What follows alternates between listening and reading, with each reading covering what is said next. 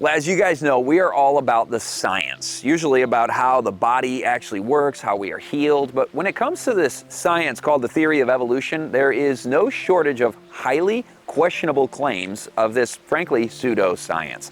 So let's look at 5 well-known examples where Darwinism has been upheld by error and downright fraud, followed by 3 of the many compelling questions that Darwinism cannot answer. I'm your guest presenter, Scott Ritsema. You can follow my work over at beltoftruth.tv and, of course, my Belt of Truth Ministries YouTube channel. Both of those are in the description below. First up is Piltdown Man, the famous hoax. In 1912, scientists heralded Piltdown Man as the missing link between apes and humans. Well, for decades, this science was used to prove evolution, but in 1953, it was exposed as a complete hoax. The skull of the supposed ape man was a mix of a human skull and an orangutan jaw, which had been deliberately filed and stained to appear ancient. Second one, Haeckel's embryos. Ernst Haeckel's drawings of embryos were used to show the different species supposedly passing through similar evolutionary stages. The problem here, though, the drawings were faked. Haeckel exaggerated similarities to support his claims, and modern embryology actually shows his conclusions were false. But academia was so wedded to Darwinism that Haeckel's embryos stayed in high school biology textbooks for nearly 100 years, long after the theory was thoroughly debunked. It wasn't until 1999 that the U.S. National Academy of Sciences finally issued a statement calling for the removal of Haeckel's drawings from textbooks. Third one, the Miller-Urey experiment. In 1953, this experiment claimed to simulate the conditions of early prehistoric Earth to demonstrate how life could arise spontaneously.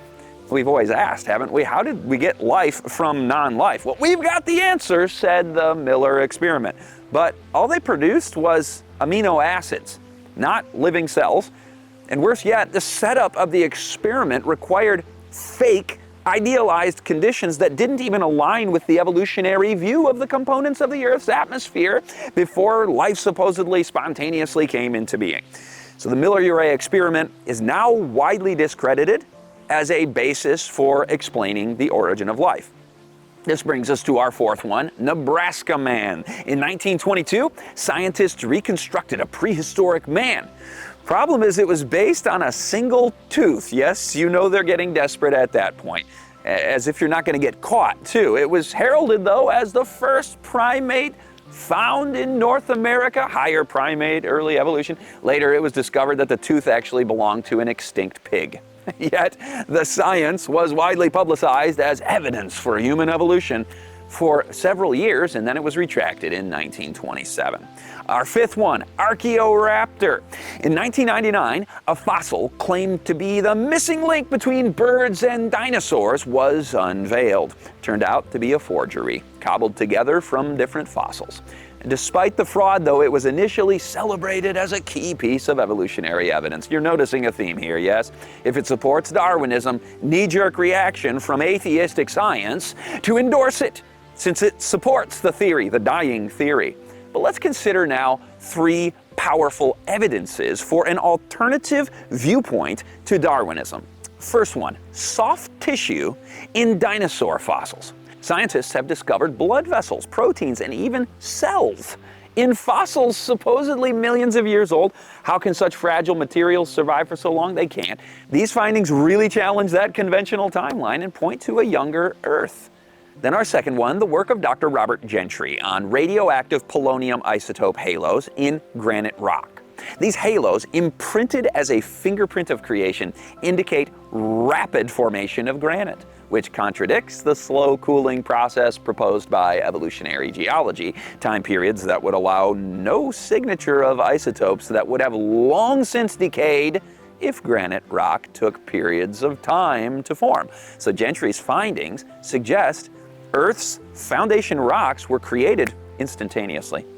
Finally, the fine-tuning of the universe, from the precise force of gravity to the exact properties of water, the universe is finely calibrated for life. The odds of these constants all arising by chance are astronomically low. They point to an intelligent designer. not to mention the immense information on DNA, the sign of design and intelligence everywhere around us. Darwinism has faced challenges from within its own ranks and from the evidence for creation. The question is, which worldview best aligns with the facts? Post your comments below.